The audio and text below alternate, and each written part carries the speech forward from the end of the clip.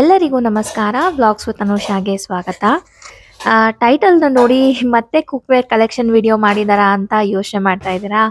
Actually ನಾನು cookware collection video record ಮಾಡಿದಾಗ ವ್ಲಾಗನ್ನು ಕೂಡ ಮಾಡಿದ್ದೆ. ಸೊ ಆ ವ್ಲಾಗನ್ನು ನಾನಿವತ್ತು ನಿಮ್ಮ ಜೊತೆ ಶೇರ್ ಮಾಡ್ಕೊಳ್ತಾ ಇದ್ದೀನಿ. ಕುಕ್ವೇರ್ ಕಲೆಕ್ಷನ್ ವಿಡಿಯೋ ಮಾಡೋದಕ್ಕೆ ಇಷ್ಟೆಲ್ಲ ಎಫರ್ಟ್ಸ್ ಹಾಕಬೇಕಾ ಅಂತ ನಿಮಗೆ ಈ ವಿಡಿಯೋ ನೋಡಿದ್ರೆ ಅನಿಸುತ್ತೆ.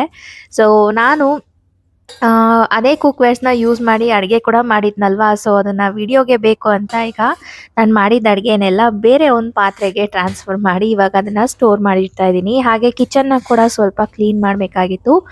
ಆಬ್ವಿಯಸ್ಲಿ ವಿಡಿಯೋ ಮಾಡಬೇಕಾದ್ರೆ ಕೆಲವೊಂದು ಸಲ ಈ ಥರ ಪ್ರಿಕಾಷನ್ಸ್ ಎಲ್ಲ ತಗೊಳ್ಬೇಕಾಗತ್ತೆ. ಡೈರೆಕ್ಟಾಗಿ ಹಾಗೆ ನಾವು ವಿಡಿಯೋ ಮಾಡೋದಕ್ಕಾಗಲ್ಲ. ಕಿಚನ್ ಕ್ಲೀನ್ ಮಾಡಿದೆ ಹಾಗೆ ವಿಡಿಯೋ ಮಾಡೋದಕ್ಕೆ ಮನ್ಸು ಕೂಡ ಬರಲ್ಲ. ಅದಕ್ಕೋಸ್ಕರ ನಾನು ಫಸ್ಟ್ ಈ ಕಡೆ ಸ್ಟವ್ ಕಡೆಯಿಂದ ಕ್ಲೀನ್ ಮಾಡ್ಕೊಂಡು ಬರ್ತಾ ಇದ್ದೀನಿ.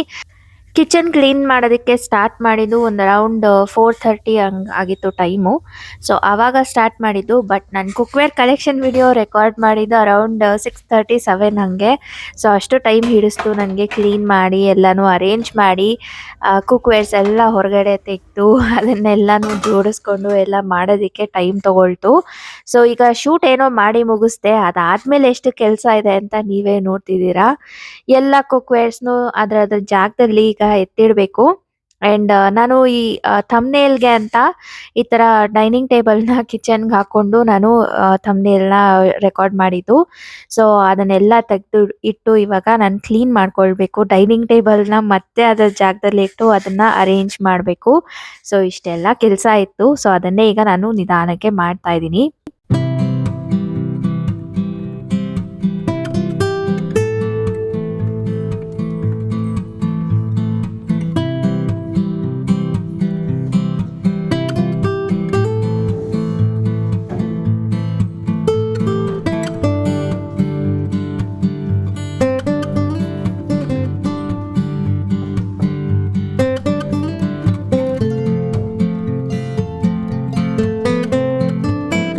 ನನ್ನ ಕುಕ್ವೇರ್ ಕಲೆಕ್ಷನ್ ವಿಡಿಯೋನ ನೋಡಿಬಿಟ್ಟು ತುಂಬ ಜನ ಚೆನ್ನಾಗಿದೆ ಅಂತ ಎಲ್ಲ ಕಮೆಂಟ್ ಮಾಡ್ತಾ ಇದ್ದೀರಾ. ಸೊ ತುಂಬ ಥ್ಯಾಂಕ್ಸ್ ಹೇಳಿದ್ದಕ್ಕೆ.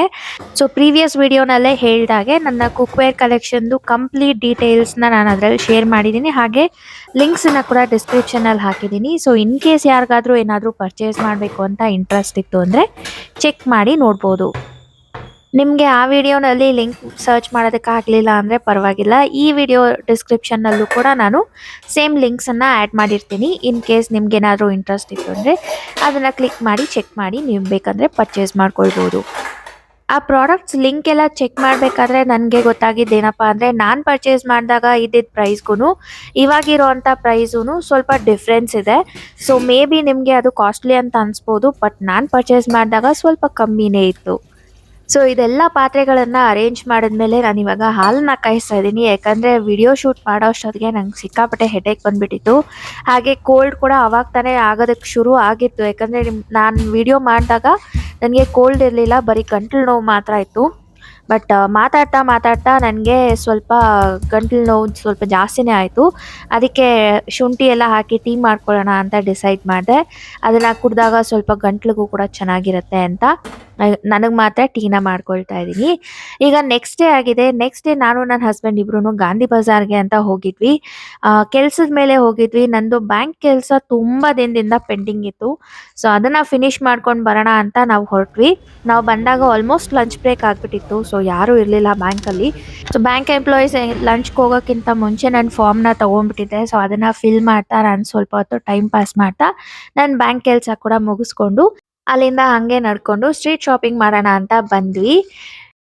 ನನಗೆ ಪರ್ಸ್ನಲಿ ಈ ಥರ ಸ್ಲಿಂಗ್ ಬ್ಯಾಗ್ಸ್ ಆಗಲಿ, ವಾಲೆಟ್ಸ್ ಆಗಲಿ, ಹ್ಯಾಂಡ್ ಬ್ಯಾಗ್ಸ್ ಆಗಲಿ ಇದೆಲ್ಲನೂ ಪರ್ಚೇಸ್ ಮಾಡೋದಂದರೆ ತುಂಬಾ ಕ್ರೇಜ್ ಇದೆ. ನನ್ನ ಹತ್ರ ತುಂಬಾ ಕಲೆಕ್ಷನ್ಸ್ ಕೂಡ ಇದೆ ಸ್ಲಿಂಗ್ ಬ್ಯಾಗ್ಸ್ದು. ಸೊ ನಾನು ಇವಾಗ ಇದನ್ನು ನೋಡಿಬಿಟ್ಟು ನಂಗೆ ಆಸೆ ಆಗೋಯ್ತು. ವೆಕೇಷನ್ಸ್ಗೆ ಹೋದಾಗ ಈ ಥರದ್ದು ವೇರ್ ಮಾಡ್ಬೋದು, ತುಂಬಾ ಚೆನ್ನಾಗಿರುತ್ತೆ. ಸೊ ನಾನು ಈ 2 ಬ್ಯಾಗ್ಸ್ನಲ್ಲಿ ಯಾವ್ದು ಪರ್ಚೇಸ್ ಮಾಡಿರ್ಬೋದು ಅನ್ನೋದನ್ನು ನನಗೆ ಕಮೆಂಟ್ ಸೆಕ್ಷನಲ್ಲಿ ತಿಳಿಸಿ. ನೋಡೋಣ ಎಷ್ಟು ಜನ ಗೆಸ್ ಮಾಡ್ತೀರಾ ಅಂತ. ಹಾಗೆ ಬ್ಯಾಗ್ನ ನೋಡಿಕೊಂಡು ತೊಗೊಂಡು ಸ್ವಲ್ಪ ಮುಂದೆ ಬರ್ತಿದ್ದಂಗೆ ನಮಗೆ ಇದು ಸುಗಂಧ್ ಲೋಕ್ ಅಂತ ಒಂದು ಅಂಗಡಿ ಕಾಣಿಸ್ತು. ಒಳಗಡೆ ತುಂಬ ಪಾಶ್ ಆಗಿ ತುಂಬ ಡಿಫ್ರೆಂಟ್ ಆಗಿರೋಂಥ ಲೈಟಿಂಗ್ಸ್ ಎಲ್ಲ ಮಾಡಿರೋ ಥರ ಅನ್ನಿಸ್ತು. ಸರಿ ಹೆಂಗಿದೆ ನೋಡೋಣ ಅಂತ ಹೋಗಿ ನೋಡಿದ್ವಿ. ಒಳಗಡೆ ಹೋಗ್ತಿದ್ದಂಗೆ ಇಷ್ಟೊಂದು ಕಲೆಕ್ಷನ್ಸಾ ಅಂತ ಅನಿಸ್ಬಿಡ್ತು ನಮಗೆ. ನಮಗೆ. ಆ್ಯಂಡ್ ಇದೆಲ್ಲ ಅಗರಬತ್ತಿ ಆಗಲಿ ಧೂಪದ ಕೋನ್ ಆಗಲಿ ಎಲ್ಲನೂ ನ್ಯಾಚುರಲ್ ಪ್ರಾಡಕ್ಟ್ಸಿಂದ ಮಾಡಿರೋದು, ಕೆಮಿಕಲ್ಸ್ನ ಯೂಸ್ ಮಾಡಿದೆ. ಸೊ ಒಳಗಡೆ ಒಳ್ಳೆ ಫ್ರೇಗ್ರೆನ್ಸ್ ಇತ್ತು. ಆ್ಯಂಡ್ ನಮಗೆ ಟೆಸ್ಟರ್ಸ್ ಕೂಡ ಇಟ್ಟಿರ್ತಾರೆ, ನಮ್ಗೆ ಯಾವ್ದು ಬೇಕಾಗುತ್ತೋ ಅದನ್ನು ನೋಡಿ ನಾವು ಪರ್ಚೇಸ್ ಮಾಡ್ಬೋದು. ಸೊ ನಾನು ಕೆಲವೊಂದು ಐಟಮ್ಸ್ನ ಪರ್ಚೇಸ್ ಮಾಡಿದೆ, ಅದನ್ನು ಈ ವಿಡಿಯೋ ಎಂಡ್ನಲ್ಲಿ ತೋರಿಸ್ತೀನಿ.